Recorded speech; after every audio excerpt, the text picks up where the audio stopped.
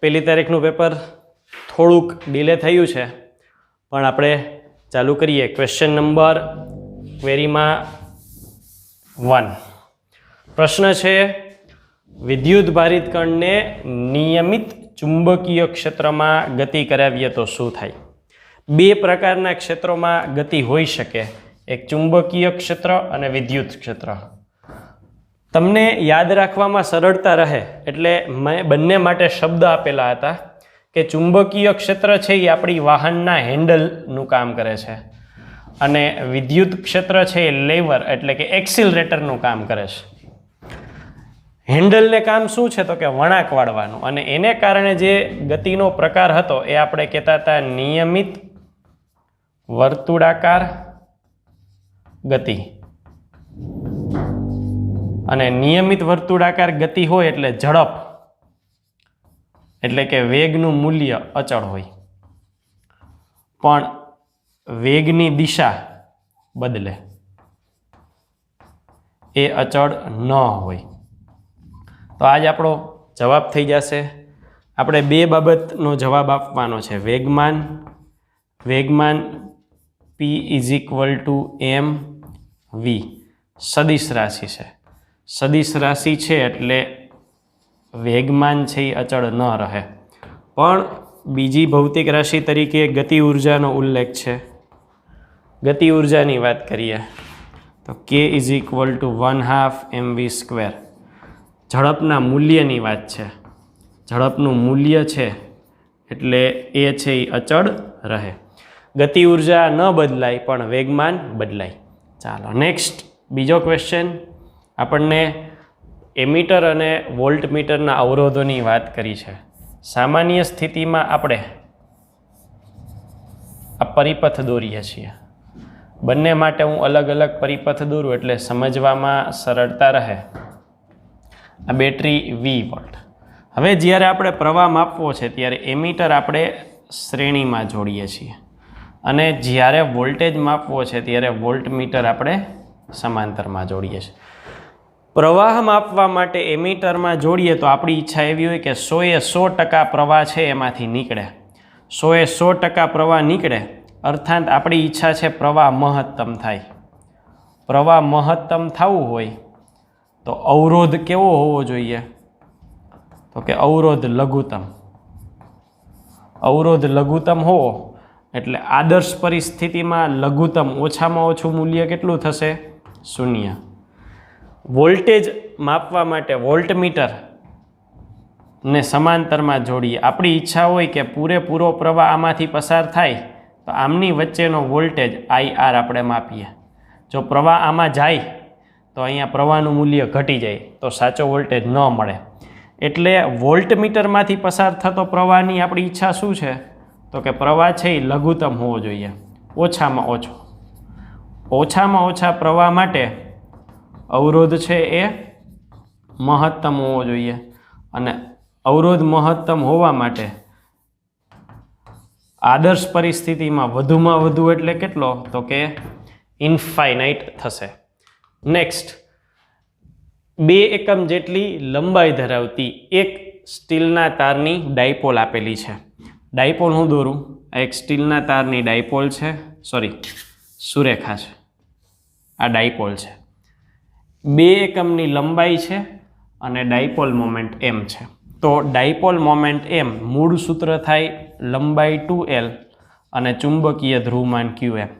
એમાં 2lની કિંમત આપણને આપેલી છે 2 × qm. તો આ ડાયપોલ મોમેન્ટ જે સુરેખ સીધી લીટી છે એની વાત થઈ. હવે એને વાળી દીધી છે એટલે આવી સ્થિતિ થશે. આવી સ્થિતિ થશે એટલે આ જે લંબાઈ છે એ તો 2 એકમ જ છે, પણ હવે આપણે એ જે લંબાઈ માપવાની છે એ આ સંદર્ભમાં માપવાની છે.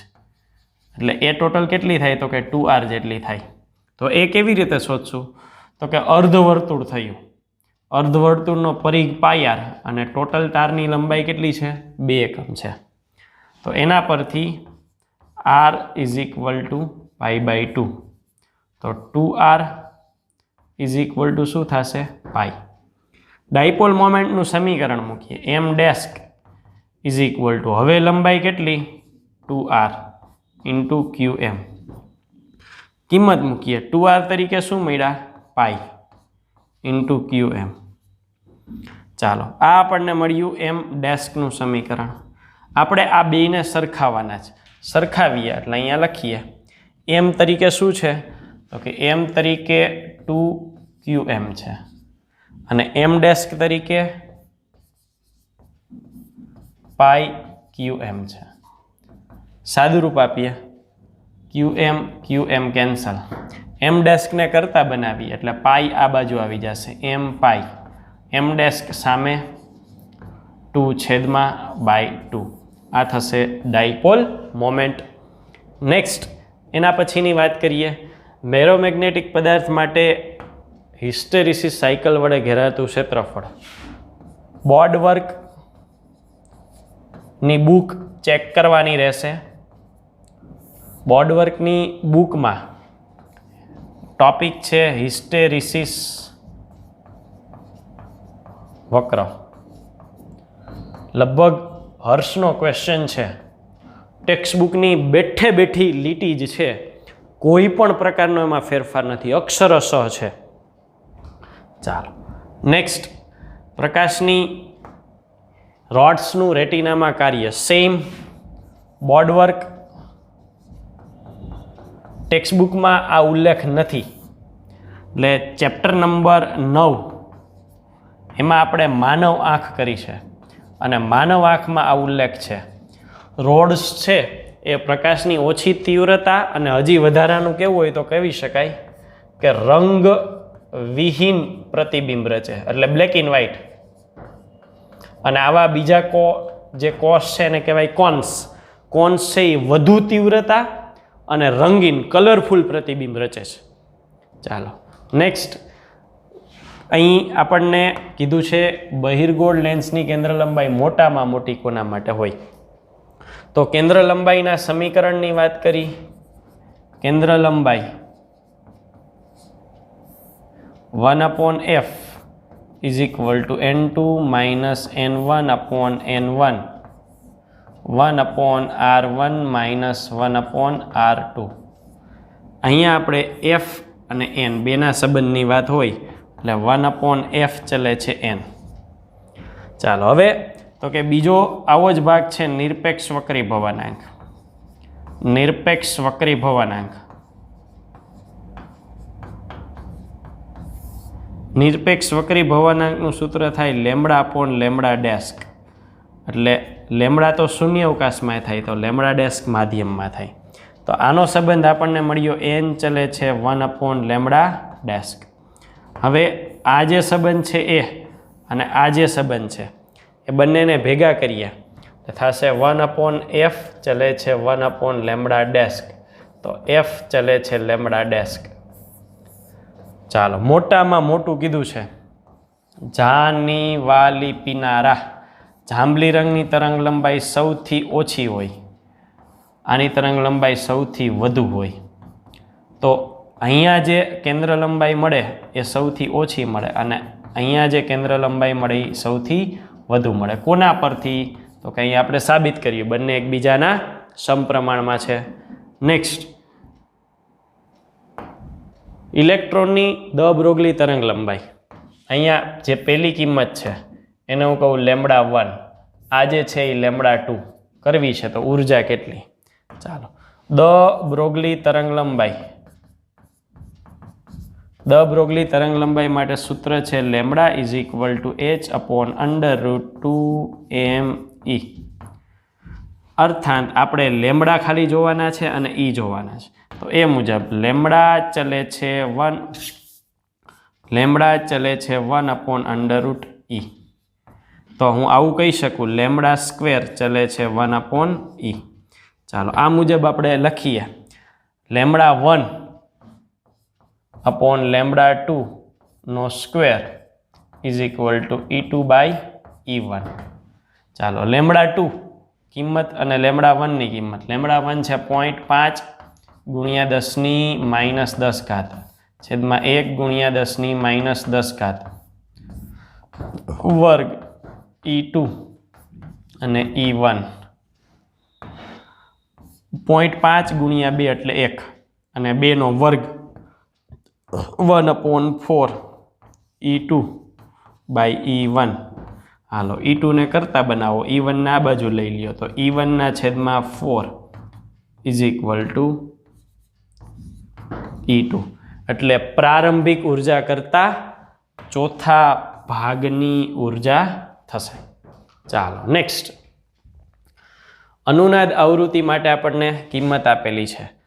આ જે છે એ અનુનાદ આવૃત્તિ છે એટલે સંજ્ઞા થાય V0. બે આવૃત્તિમાં 4950 છે ને V1 કહી દઈએ અને 5050 છે ને V2 કહી દઈએ. ક્યુ ફેક્ટરનું સમીકરણ Q ઇઝ ઇક્વલ ટુ એક સમીકરણ થાય ω0 ω2 માઇનસ ω1. આવૃત્તિના સંદર્ભમાં કહીએ તો V0 V2 minus V1 is equal two 5000 છેદમાં 5050 માઇનસ 4950 5000 ના છેદમાં 150. આ થશે ક્યુ ફેક્ટર. નેક્સ્ટ, પીએન જંક્શન ડાયોડને ગરમ કરતા થતા તાપમાનનો ફેરફાર કોને અસર કરે? પીએન જંક્શન ડાયોડ આ અર્ધવાહક રચના છે અને અર્ધવાહકનો ગુણધર્મ તાપમાન ગુણાંક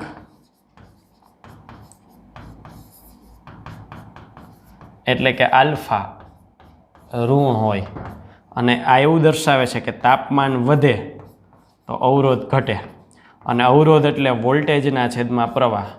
વોલ્ટેજ અને પ્રવાહ ન બદલાવો ને તોય અવરોધ ઘટ્યા રાખે એટલે V વિરુદ્ધ I નો જે ગ્રાફ છે એમાં ફેરફાર થશે. તાપમાનનો ફેરફાર અવરોધના એ કીધું અસર કરતો નથી, કરે છે, બદલે જ છે. નેક્સ્ટ, એક LCR શ્રેણી પરિપથ માટે અનુનાદ આવૃત્તિ માટે નીચેનામાંથી કયો વિકલ્પ ખોટો છે? અનુનાદ આવૃત્તિ, અનુનાદનો અર્થ શું થાય? તો કે અનુનાદ થાય ત્યારે આપણે કેટલી બાબતો લઈએ છીએ? પહેલું, RMS પ્રવાહ આ મહત્તમ થાય. બીજું, ઇમ્પિડન્સ Z છે એ લઘુત્તમ થાય. Z ઉપરથી આપણે બીજી વાત કરી શકીએ R પ્લસ, જો LCR શ્રેણી પરિપથ કીધો એટલે JXL માઇનસ XC આ લઘુત્તમ કરવાના છે. લઘુત્તમ કરવા માટે કોઈ પણ પરિપથ માટે અવરોધ હોય એનું મૂલ્ય અચળ જ રહે, એ બદલે નહીં. અહીંયા કીધું છે અવરોધનું મૂલ્ય 0 નો થાય, આપણે ખોટું જ વિકલ્પ પસંદ કરવાનો છે. એટલે ઓપ્શન પ્રમાણે આ સાચો જવાબ થશે. કીમાં જો આન્સર આપેલો હોય તો ખોટો છે. XL માઇનસ XC આ કેટલા થવા જોઈએ? તો કે આ લઘુત્તમ થવા જોઈએ. લઘુત્તમ થવા જોઈએ એટલે ત્રીજો મુદ્દો આપણે લઘુત્તમમાં એવું લખી શકીએ કે XL માઇનસ XC લઘુત્તમ એટલે કેટલા? 0. તો XL is equal to XC. એટલે આન્સર બી થશે, સી નહીં થાય. નેક્સ્ટ, હાઇડ્રોજન પરમાણુને ધરાસ્થિતિમાંથી ધરાસ્થિતિ n ઇઝ ઇક્વલ ટુ 0. બીજું કીધું છે ચોથી ઉત્તેજિત અવસ્થા, ચોથી સ્થિતિ કીધી એમાં ઉત્તેજિત. હવે ચોથી સ્થિતિમાં ઉત્તેજિત કીધી છે એટલે n ઇઝ ઇક્વલ ટુ 4 લેવાના. પણ આમાં જોજો શબ્દ ખાલી ફેરવી નાખે, આટલું કરી નાખે ને, ચોથી ઉત્તેજિત સ્થિતિ. જો આવું કરી નાખે તો n ઇઝ ઇક્વલ ટુ 5 લેવાના થાય. એટલે જો આ એક શબ્દ આગળ પાછળ કરી નાખે ને ફેરફાર થાય. આપણે અહીંયા ચોથી સ્થિતિમાં ઉત્તેજિત કીધી છે, ચોથી ઉત્તેજિત સ્થિતિ નથી કીધી. એટલે આના મુજબ ચોથી કક્ષામાંથી ત્રીજીમાં આવે, ચોથીમાંથી બીજીમાં આવે, ચોથીમાંથી પહેલીમાં આવે, પછી 3માંથી 2માં આવે, 3માંથી 1માં આવે, 2માંથી 1માં આવે. આવી ટોટલ વાત કરીએ તો 1 2 3 4 5 અને 6 ટોટલ 6 અહીંયા આપણને વર્ણપટ રેખાઓ મળે છે. નેક્સ્ટ, અહીંયા આ ક્વેશ્ચન છે એ NCERT માંથી નીકળી ગયો છે. આપણે કરેલો છે એટલે આમ પ્રશ્ન નથી, પણ ગ્રેસિંગ કરી આપશું જેથી ગુજકેટ લેવલે આ પ્રશ્ન ન ગણાય. ચાલો, વોલ્ટેજ ગેઇન 500 આપેલો છે અને સિગ્નલ આવું છે. તો voltage gain AV is equal two આઉટપુટના છેદમાં ઇનપુટ. અને જો નિશાની સાથે તમે જોશો ને તો માઇનસ નિશાની આપણે મૂકેલી છે, એટલે નિશાની સાથે આ માઇનસ થાય છે. જો AV કેટલા છે 100, માઇનસ VO તો શોધવાના જ, અને ઇનપુટ સિગ્નલ આટલું આપેલું છે, કેટલું છે 0.2 cos 328t. તો VO થયા માઇનસ 0.2 ગુણ્યા 100, 20 cos 328t. હાલો, તો આ cos 328t માઇનસમાં થયા. આ ઓપ્શનમાં માઇનસ નથી તો એની અસર અંદર દાખલ કરવી હોય તો 20 cos 328t, ઋણ નિશાની 180 ડિગ્રીના ખૂણે બદલે. કોસ કેટલામાં ચરણમાં ઋણ હોય? પહેલામાં ધન હોય, બીજામાં ઋણ હોય. બીજામાં ઋણ હોય એટલે અહીંયા પ્લસની નિશાની કરી નાખીએ એટલે બીજું ચરણ થઈ જશે અને આઉટપુટ સિગ્નલનું સમીકરણ થશે. નેક્સ્ટ, અહીંયા આપણને 100 ઓહમ અવરોધ અને √3 હેનરી ઇન્ડક્ટન્સ શ્રેણી જોડાણમાં આપ્યું છે. આવૃત્તિ 50 હર્ટ્ઝ છે. તો કળા તફાવત શોધવાનો છે. કળા તફાવત માટે સમીકરણ થાય tan phi is equal two XL upon R. XL એટલે 2 π VL અપોન R. ચાલો, 2 π V કેટલા? તો કે આવૃત્તિ કેટલી આપેલી છે 50 છેદમાં π. L કેટલા આપેલા છે √3. R કેટલા આપેલા છે 100. સાદુરૂપ આપો, પાઈ પાઈ કેન્સલ, 50 દુ 100 √3 કોના બરાબર? tan phi બરાબર. તો phi કેટલા થશે 60 ડિગ્રી. નેક્સ્ટ, એક સ્લિટથી ફ્રોન ઉપર વિવર્તનમાં સ્લિટની પહોળાઈ 0.01 સેન્ટીમીટર. આ કોની કિંમત થઈ? એની કિંમત થઈ. લંબરૂપે આપાત થતા તરંગ લંબાઈ કેટલી મળે છે? લેમડા. દ્વિતીય અધિકતમનું મધ્યસ્થ અધિકતમથી અંતર કીધું છે. ચાલો, અધિકતમ એટલે અધિકતમ શરત શું થાય? તો કે A theta is equal to n plus 1/2 lambda. એ કેટલા છે 0.01 સેન્ટીમીટર. સેન્ટીમીટરમાં છે, મીટર માટે 0.01 ભાગ્યા 100. થીટા શોધવા છે. દ્વિતીય એટલે એનની બદલે આપણે મૂકીએ 2 પ્લસ 1/2. લેમડા કેટલા છે 5000. 5000 એંગસ્ટ્રોમને મીટરમાં ફેરવીએ, 5000 ગુણ્યા 10⁻10. સાદુરૂપ આપો, થીટા એકમમાં મળી જશે, એકમ થશે રેડિયન. નેક્સ્ટ, અહીંયા આપણને રેડિયો એક્ટિવ તત્વ માટે કીધું છે કે 1 ગ્રામ હોય તો એ 2 દિવસને અંતે 1/5 ગ્રામ થાય છે. 1 ગ્રામ 1/5 ગ્રામ થાય છે. કેટલા દિવસમાં? તો કે 2 દિવસમાં. આપણને પૂછ્યું કે 4 દિવસમાં કેટલું થાય? તો 2 દિવસને અંતે 1/5. તો બીજા 2 દિવસ એટલે 2 ને 2 4. 2 દિવસમાં 5મા ભાગનું થાય તો હજીના 2 દિવસમાં હોય એના કરતાં 5મા ભાગનું એટલે 1/25 ગ્રામ થશે. નેક્સ્ટ, એક રેડિયોએક્ટિવ તત્વ P 3 તબક્કામાં નીચે મુજબની પ્રક્રિયામાં પસાર થાય છે. તો આપણે અહીંયા એ બધા તત્વો માટેનો સંબંધ કહેવાનો છે. ચાલો, કોણ કોણ બને છે? તો કે તત્વ P બને છે, એમાંથી Q બને છે, એમાંથી R બને છે અને એમાંથી S. P માંથી Q બને ત્યારે શું છૂટું પડે છે એની વાત કરીએ. ત્યારે અહીંયા કીધું છે હિલિયમ છૂટું પડે છે એટલે 2He4. અહીંયા ઇલેક્ટ્રોન છૂટો પડે છે.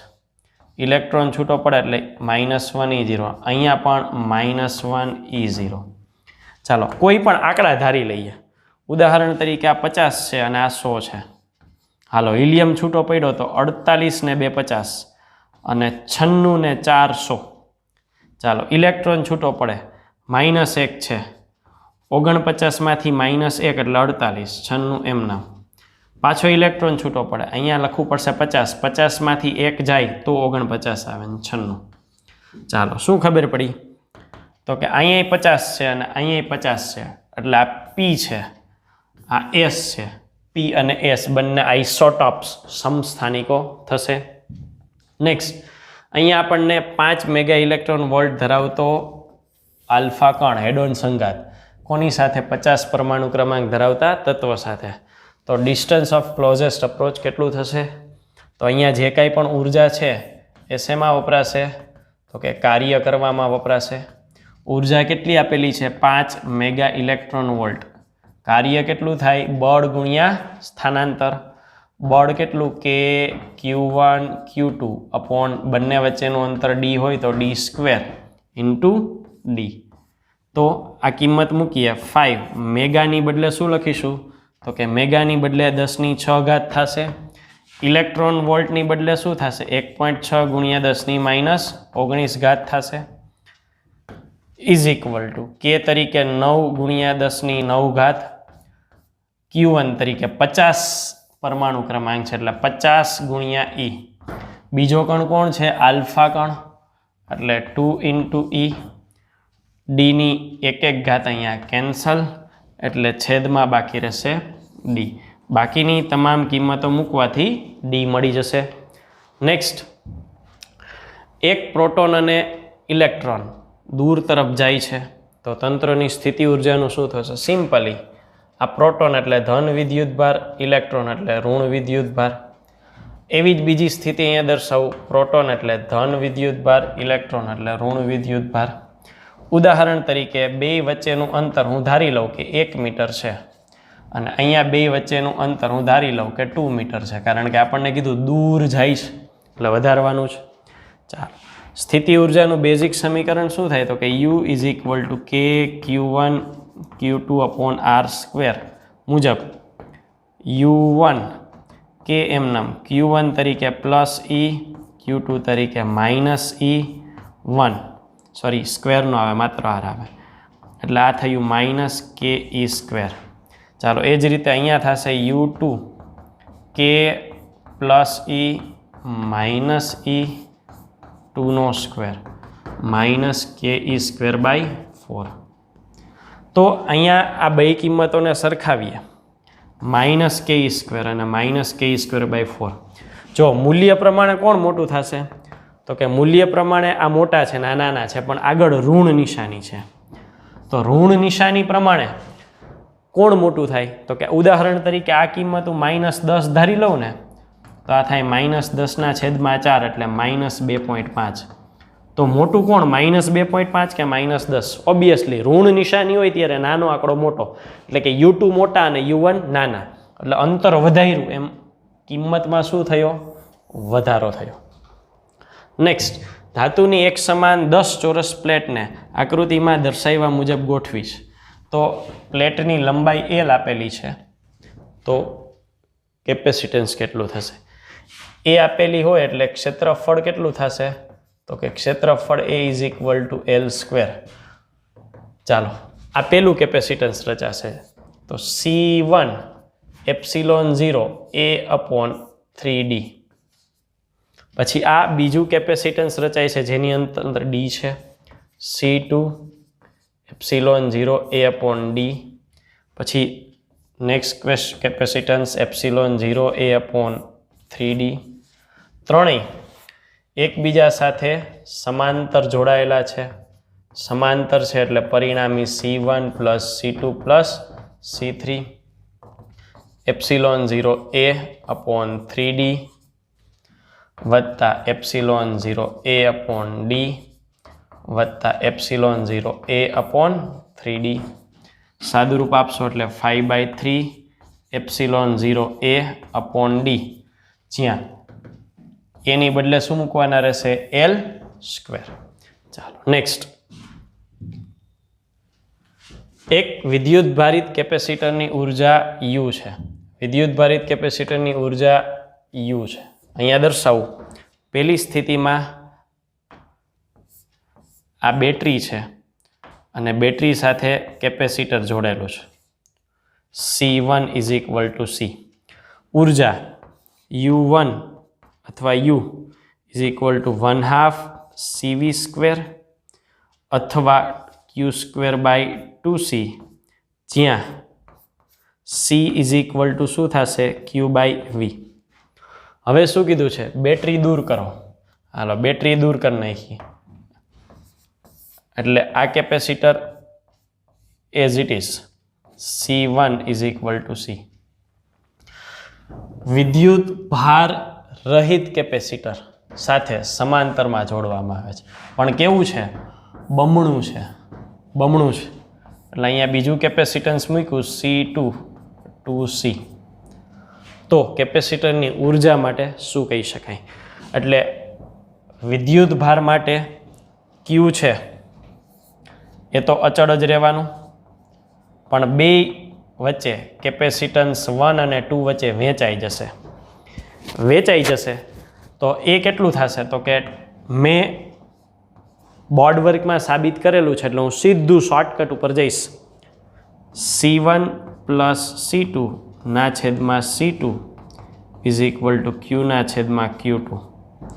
અને આ સાદુરૂપ ઉપરથી હું લખીશ Q2. જો C1 ની બદલે C મૂકું, C1 ની બદલે C, C2 ની બદલે 2C અને Q એને એમનેમ રાખવાનો થાય. તો Q2 કેટલા થશે? તો Q2 થશે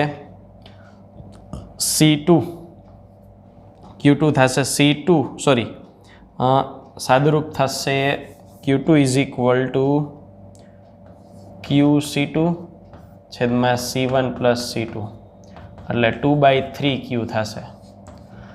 અને એ જ રીતે Q1 is equal to capital Q minus Q2, Q minus 2/3 Q, એટલે એ થશે 1/3 Q.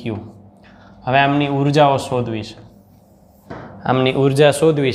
એટલે પહેલા કેપેસિટર માટે લખું U1 is equal two Q1² Q1² Q1 કેટલો મળ્યો? Q/3²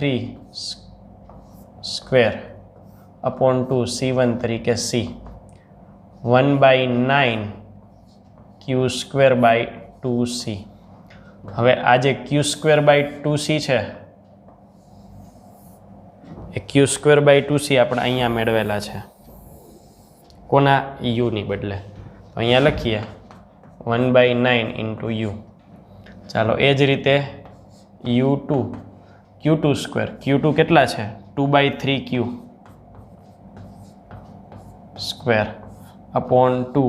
C2.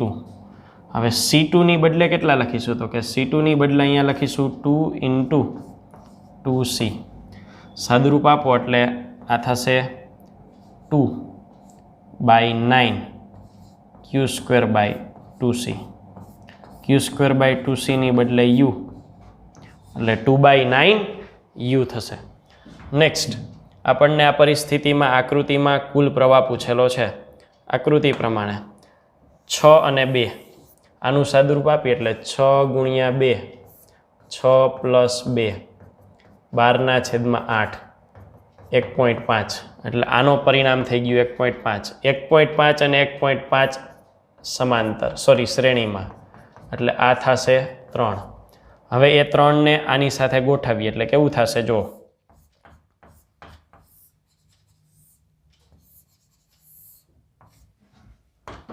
3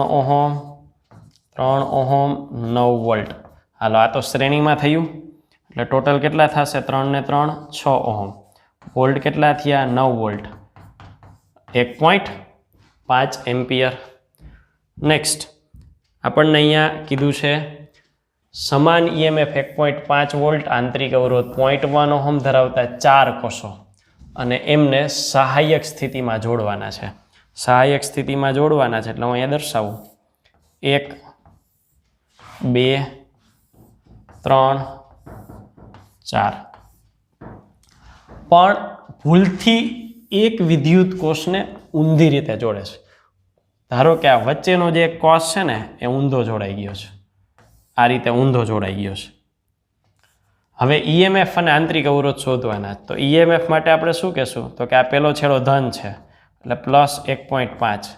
અહીંયા પેલો છેલ્લો ઋણ છે -1.5. પેલો છેડો ધન +1.5. પેલો છેડો ધન +1.5. ચાલો આ ચારેયનો સરવાળો કરીએ. 1.5 અને 1.5 કેન્સલ. આ 1.5 અને 1.5 કેટલા વધ્યા? 3. તો આ થઈ ગયા 3 વોલ્ટ. પરિણામી EMF 3 વોલ્ટ થશે. આંતરિક અવરોધ. આંતરિક અવરોધ તો કે આ પહેલાનો, આ બીજાનો, આ ત્રીજાનો, ચોથાનો. ચારેય શેમાં છે? શ્રેણીમાં છે. અવરોધને ઊંધા કે હવડા છેડા જ ન હોય. 4 વખત 0.1 વત્તા 0.1 વત્તા 0.1 વત્તા 0.1 ટોટલ થશે 0.4 ઓહમ. નેક્સ્ટ, એક ઇલેક્ટ્રિક હીટર દ્વારા આપેલ જથ્થાનું પાણી 5 મિનિટમાં ઉકળવા લાગે છે. 5 મિનિટમાં ઉકળે છે. ચાલો, H = I²RT. હવે શું કીધું છે? સપ્લાય વોલ્ટેજ અડધો કરે તો શું થાય? એટલે આને આપણે વોલ્ટેજવાળા સમીકરણમાં ફેરવી તો H = V²/RT. બે બાબત આપણે ધ્યાનમાં લેવાની છે, સમય અને વોલ્ટેજ. તો આ એવું દર્શાવે છે કે H/V² = T/R, અર્થાત T અને V² નો સંબંધ આ મુજબ છે. તો હું એવું લખી શકું કે T ચલે છે 1/V². આ મુજબ તો કે T2/T1 = V1/V2². ચાલો, T2 શોધવાના છે, T1 5 છે. V1 તરીકે V લઉં તો અડધો વોલ્ટેજ કરવાનો છે, એટલે V2 તરીકે V/2². તો VV કેન્સલ, છેદનો છેદંશમાં 4. T2 5 × 4 કેટલા થશે? 20 મિનિટ. છોકરાઓ, 40માંથી 23 MCQ મેં ગણ્યા છે. 23, 60%. ખૂબ રિવિઝન ઘટે છે. ટેક્સ્ટ બુક વાંચવાથી, બોર્ડ વર્કની બુક વાંચવાથી જ MCQ સોલ્વ થશે. મારી પાસે ક્વેરી સોલ્વ કરાવવાથી નહીં આવડે. આપણને થિયરી જ ન યાદ હોય, કોન્સેપ્ટ જ યાદ ન હોય તો કોઈ શક્યતા નથી. નીટ પહેલી તારીખે લેવાયેલું પેપર 1/7/2020 સોલ્યુશનની વાત કરીએ.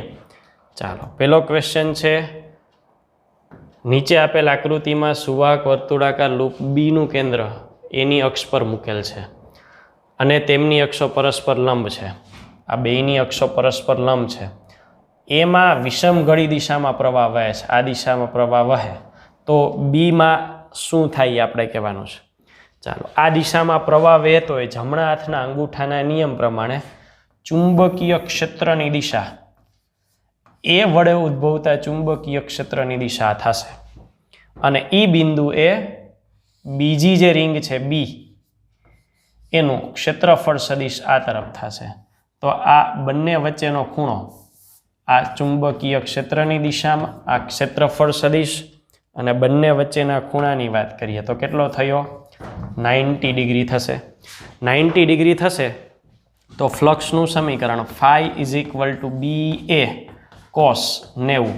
cos 90 0 હોવાથી ફ્લક્સ 0.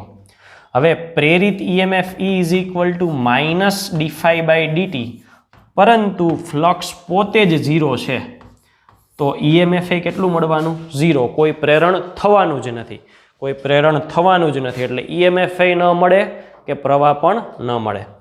નેક્સ્ટ ક્વેશ્ચન, ચુંબકીય સોય ને ચુંબકીય ક્ષેત્રને સમાંતર મૂકેલ છે. સમાંતર મૂકેલ છે એટલે પેલી જે સ્થિતિ આપેલી છે એમાં ϕ1 0 છે. હવે એને 60 ડિગ્રી ફેરવવા W કાર્ય કરવું પડે છે. ϕ2 60 ડિગ્રી કાર્ય W કરવું પડે તો W = ΔU. સમીકરણ જો યાદ હોય તો MB cos θ એટલે cos 60. ચાલો, તો -MB અને cos 60 કેટલા થાય? 1/2 થશે.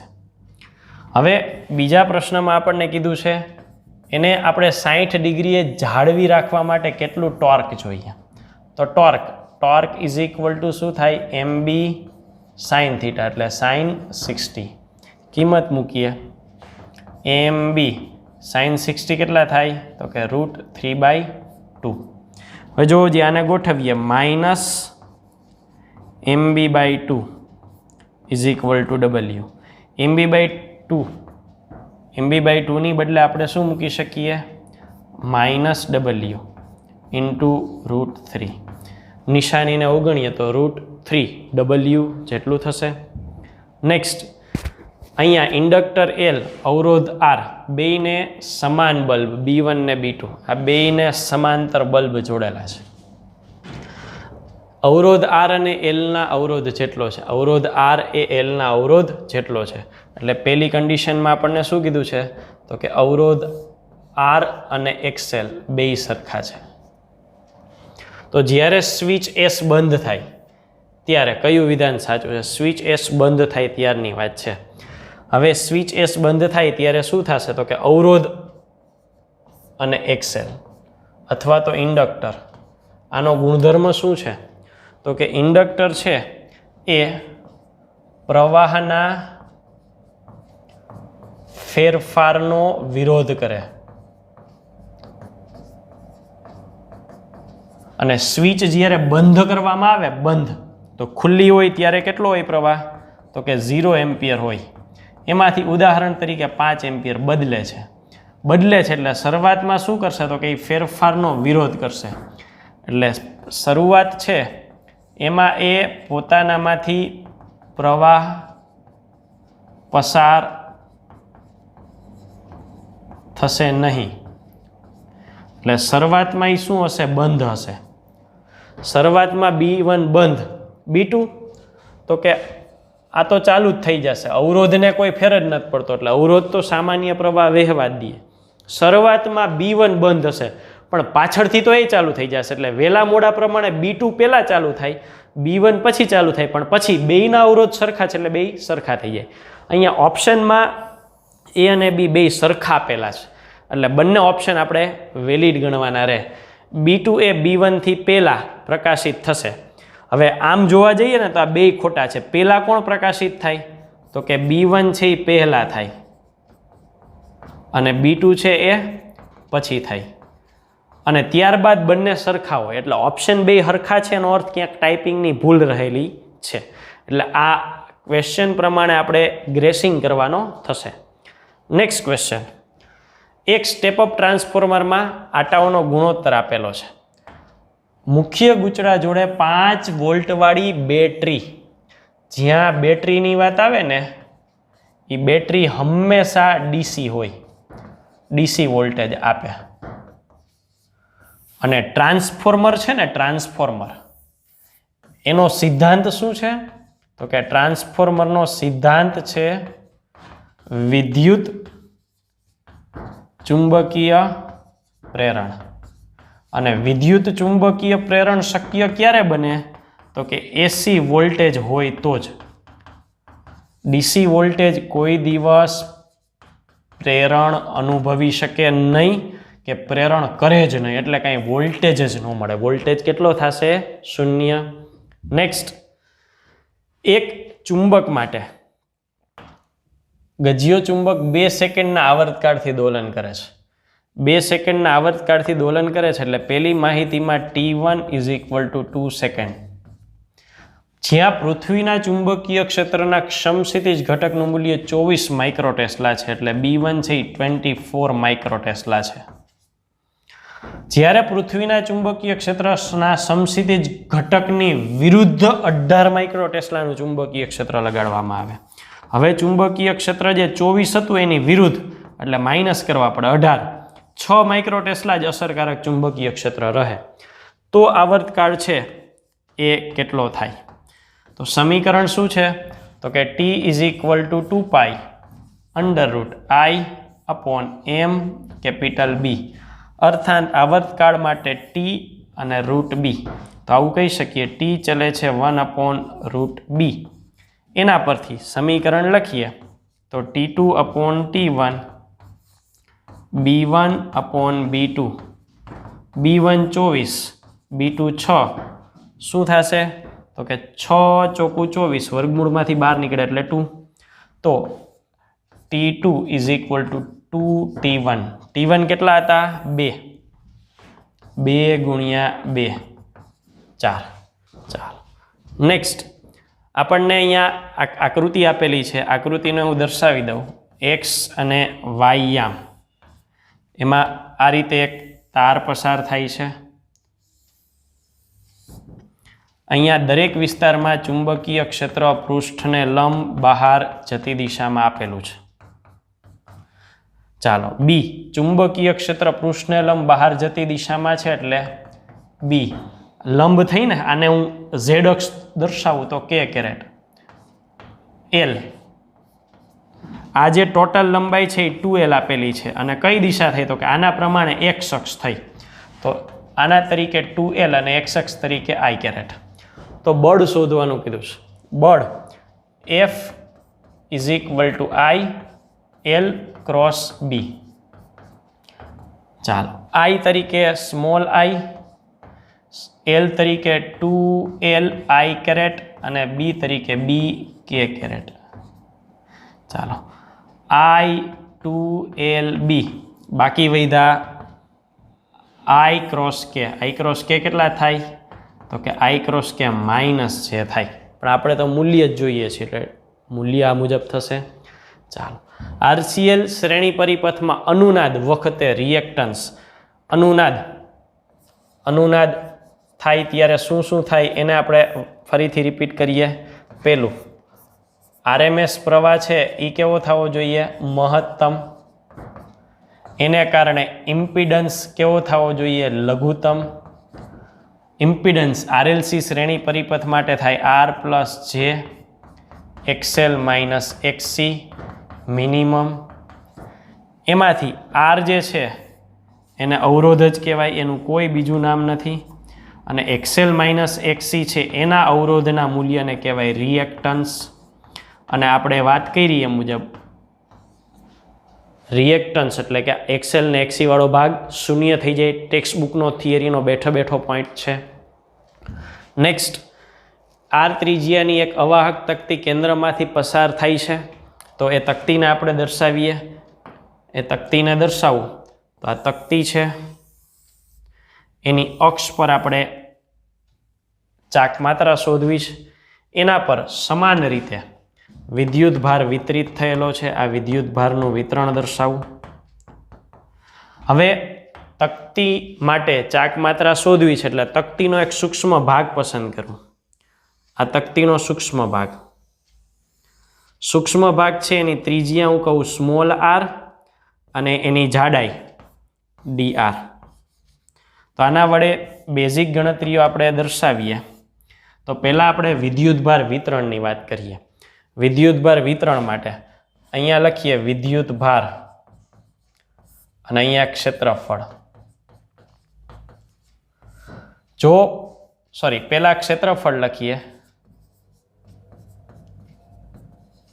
અને પછી લખીએ વિદ્યુત ભાર પૂરેપૂરું ક્ષેત્રફળ હોય તો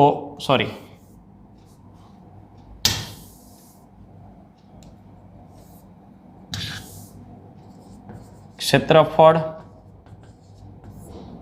વિદ્યુત ભાર પૂરેપૂરું ક્ષેત્રફળ એટલે કે πr², ત્રીજી r કીધી છે ને, પૂરેપૂરું ક્ષેત્રફળ હોય તો વિદ્યુત ભાર એ પૂરેપૂરો. પણ આપણે તો આ નાનકડી પટ્ટી લીધી છે. આ નાનકડી પટ્ટી માટે એની જાડાઈ કેટલી છે તો કે dr, લંબાઈ કેટલી થાય તો કે 2πr. આમ તો આ રિપીટ છે, આપણે ઘણી વખત કરેલું છે. તો ક્ષેત્રફળ કેટલું થશે 2πr dr. તો સૂક્ષ્મ વિદ્યુત ભાર dq કેટલો થાય એ આપણે શોધવાનું છે. ચાલો dq ને કરતા બનાવું તો dq is equal two q πr² 2πr dr. Capital q અચળ, પાઈ અચળ, કેપિટલ r અચળ, અને આને આપણે વિદ્યુત ભારની પૃષ્ઠ ઘનતા સિગ્મા કહીએ છીએ, તો સિગ્મા તરીકે પણ લઈ શકાય, ઇન્ટુ 2πr dr. આ કોના બરાબર થયું? dq બરાબર થયું. હવે ચાક માત્રા માટે આપણે આગળ વધીએ. તો ચાક માત્રા માટે બેઝિક સમીકરણ છે ચાક માત્રા M is equal to capital N I A, આટાની સંખ્યા, પ્રવાહ અને ક્ષેત્રફળ. અને જો સૂક્ષ્મ ચાકમાત્રાની વાત કરીએ તો આટાની સંખ્યા, સૂક્ષ્મ પ્રવાહ, ક્ષેત્રફળ, dm. એક જ પરિભ્રમણ તકતી કરે છે. આમ તો આપણને કીધું છે ને ઓમેગા કોણીય ઝડપ છે. આપણે એક જ પરિભ્રમણની વાત કરી, એક પરિભ્રમણ કરે છે. તો પ્રવાહ માટે તો કે dq બાય dt અને એ તરીકે πr². 1 dq તરીકે આપણે શું મળ્યું? તો કે dq તરીકે જે મળ્યું એ મૂકીએ, સિગ્મા 2πr dr. હવે ફરી પાછું એક પરિભ્રમણની વાત કરી તો એક પરિભ્રમણનો અર્થ શું થાય? તો કે એક પરિભ્રમણ omega is equal to 2π upon T હોય તો T is equal to 2π upon omega થાય. એક પરિભ્રમણ કરવા લાગતો જે સમયગાળો હોય એને કહેવાય આવર્તકાળ. કેટલો થાય? 2π અપોન ઓમેગા જેટલો. હવે એ જે કિંમત છે એ અહીંયા મૂકું છું, અહીંયા લખું 2π અપોન ઓમેગા πr². ચાલો બાકીનું સાદુરૂપ આપીએ, 2π કેન્સલ, સિગ્મા ઓમેગા આ પાઈ એઝ ઇટ ઇઝ રહીએ. ચાલો અહીંયા વધે r³ dr. સૂક્ષ્મ ટોટલ જોતું હોય તો કે ટોટલ જોતું હોય તો સંકલન કરો. સંકલન ક્યાંથી ક્યાં? 0 થી કેપિટલ R. 0 થી કેપિટલ R સંકલન કરો, સિગ્મા ઓમેગા પાઈ એમનમ. r³ નું શું થાય? r⁴/4. સાદરૂપ આપો. સાદરૂપમાં સિગ્માની બદલે શું લખી શકાય? q upon πr². ઓમેગાને બદલે ઓમેગા એમનમ રહેવા દો, પાઈ એમનમ, અને આ કેપિટલ r⁴/4 લખી શકાય. તો આપણને એના લીધે મળતી જડત્વની ચાકમાત્રા મળી જશે. નેક્સ્ટ, પરસ્પર વિરુદ્ધ દિશામાં વિદ્યુત પ્રવાહનું વહન કરતી બે રીંગો. આ પહેલી રીંગ આ દિશામાં વિદ્યુત પ્રવાહનું વહન કરે તો આ દિશા પ્રમાણે હું એનો ચુંબકીય ક્ષેત્ર B1 આ તરફ લઉં. બીજી રીંગ કીધી છે એમાં ઊંધી દિશા એટલે હું આ તરફ લઉં તોય અંગૂઠો આ બાજુ આવે એટલે એનું ચુંબકીય ક્ષેત્ર આ તરફ આવે. એકબીજાની નજીક લાવવામાં આવે તો પ્રવાહ શું થાય? જો ધારો કે હું આની વાત કરું તો આમાં ચુંબકીય ક્ષેત્ર આ તરફ હતું તો પ્રેરિત ચુંબકીય ક્ષેત્ર ક્યાં હોય? તો કે પ્રેરિત ચુંબકીય ક્ષેત્ર આ દિશામાં હોય, એની વિરુદ્ધ હોય. પ્રેરિત ચુંબકીય ક્ષેત્ર એની વિરુદ્ધ હોય. તો ચોખ્ખા ચુંબકીય ક્ષેત્રમાં શું થાય? તો કે ચોખ્ખું ચુંબકીય ક્ષેત્ર બે વિરુદ્ધ હોવાથી ઘટે તો ડેલ્ટા બી કેવા મળે? ઋણ. E is equal to minus delta phi by delta t. આ ઋણ નિશાની એમનમ. ચુંબકીય ક્ષેત્રનો ફેરફાર ઋણ, એને લીધે ફ્લક્સ એ ઋણ મળે તો માઇનસ માઇનસ પ્લસ. EMF વધે તો એનો પ્રેરિત પ્રવાહ પણ વધે. નેક્સ્ટ, આપેલ પરિપથમાં R શુદ્ધ અવરોધ, L ઇન્ડક્ટર અને S એ 100 વોલ્ટ અને 50 હર્ટ્ઝનો સ્ત્રોત છે. જો અહીંયા અગત્યનું છે 50 હર્ટ્ઝ. K1 અને K2 પૈકી કોઈ એક કળ બંધ હોય તો અવલોકન I છે. કોઈ પણ બંધ હોય તો અવલોકન I છે. એટલે પેલા કિસ્સામાં શું થાય છે? તો કે પેલા કિસ્સામાં આવૃત્તિ જ્યારે 50 હર્ટ્ઝ છે ને ત્યારે R અને XL બે સરખા છે અને ત્યારે પ્રવાહ છે એ કેટલો મળે છે? તો કે પ્રવાહ છે એ I જેટલો મળે છે. હવે સપ્લાયને બદલીને 100 હર્ટ્ઝનો કરવામાં આવે. બીજા કેસમાં શું કર્યું છે? તો કે પ્રવાહ માટે V બદલીને કેટલો કરી નાખ્યો? 100 હર્ટ્ઝ. અને K1 એકલી બંધ છે, K1 બંધ છે, આ એકલી બંધ હોય ત્યારે, અને K2 એકલી બંધ હોય ત્યારે મીટરનું અવલોકન કેટલું થાય? હવે K1 એકલી બંધ હોય એટલે અવરોધ થયો. આવૃત્તિ બદલવાથી અવરોધને કંઈ ફરક જ ન પડે એટલે અવરોધમાંથી જે પસાર થાય છે એ પ્રવાહ તો એઝ ઇટ ઇઝ I જ રહેશે, પણ XL-માંથી ફેર પડશે કારણ કે ઇન્ડક્ટરનો પ્રવાહ છે એ V/XL મુજબ બદલે. હવે અને ઇન્ડક્ટરનો કેપેસિટિવ રિએક્ટન્સ કેટલો થાય? તો કે 2πVL. 1 2 પાઈ. પહેલા આવૃત્તિ 50 હતી, હવે કેટલી થઈ ગઈ 100, એટલે આવૃત્તિ કેટલી થઈ? બમણી થઈ ને, 2v ઇન્ટુ એલ. આવૃત્તિ બમણી થઈ તો શું થયું? તો કે v અપોન 2 પાઈ વી એલ ભાગ્યા 2 લખું તો ચાલે ને, આ 2 ને એક છેદ બનાવી દીધો. એટલે મૂળ જે પ્રવાહ હતો I એના કરતાં જો અવરોધ વધે તો પ્રવાહ અડધો થઈ જશે. નેક્સ્ટ, ઇન્ડક્શન કોઇલના પ્રથમ પ્રાથમિક ગૂંચળા માટે આપણને કિંમતો આપેલી છે. આ જે કિંમત છે એ કેપિટલ M અન્યોન્ય પ્રવાહ, પ્રારંભિક પ્રવાહ I1 5 એમ્પિયર, સમય t એટલે ડેલ્ટા t 5 ગુણ્યા 10⁻⁷ અને અંતિમ પ્રવાહ ઘટાડીને શૂન્ય કરી નાખ્યો તો પ્રેરિત EMF કેટલું થશે? ચાલો, E is equal two -m di/dt. -5 0 -5 ampere છેદમાં 5 ગુણ્યા 10⁻⁴ સેકન્ડ. એટલે આ થશે 1 1 5 કેન્સલ, એટલે બાકી રહેશે 5 ગુણ્યા 10⁻⁴ વોલ્ટ. અહીંયા આન્સરમાં એક પણ ઓપ્શન નથી, એટલે રકમમાં ભૂલ હોય કાં તો આન્સરમાં ભૂલ હોય. સાચો જવાબ આ મુજબ થશે. તો આ થયા નીટ 1લી તારીખના ક્વેરીના સોલ્યુશન.